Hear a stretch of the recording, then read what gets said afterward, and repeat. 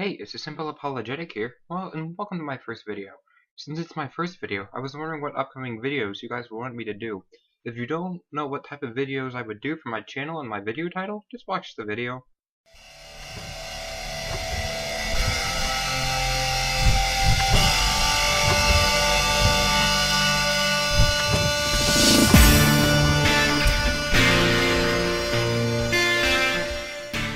So for my first video, I was asking myself, what could I possibly do for an entrance video? And to be honest, I made a few videos that'll be coming your way, but I was getting ahead of myself.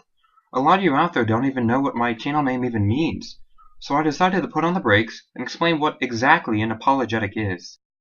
The first step to understanding apologetics is breaking down the word itself. The word comes from this Greek word here. Now here's the English looking one.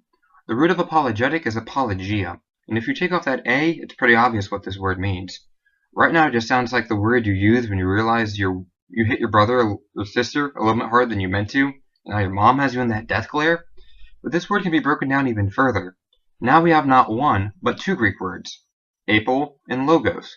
Apo means from, and logos means logic. The word apologia actually means a well-reasoned defense, which is what apologetics pretty much is. Apologetics is usually used to describe a system to defend a religion, and in this case, it's Christianity. And unless you live in the plastic bubble, you're probably going to want to have help from apologetics at some point in your life.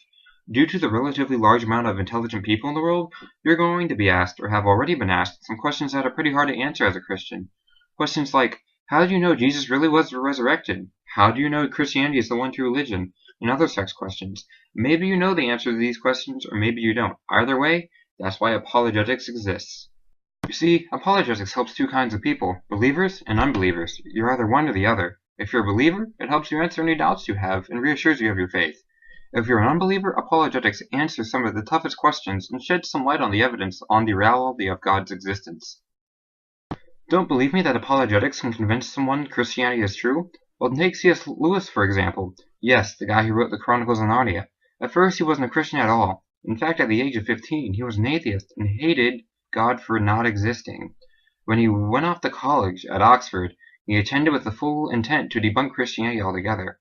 However, it was through studying Christian apologetic work that he was eventually converted, and his story is told in his autobiography titled Surprised by Joy. He eventually also wrote his own apologetic work, like Mere Christianity and the Screwtape Letters.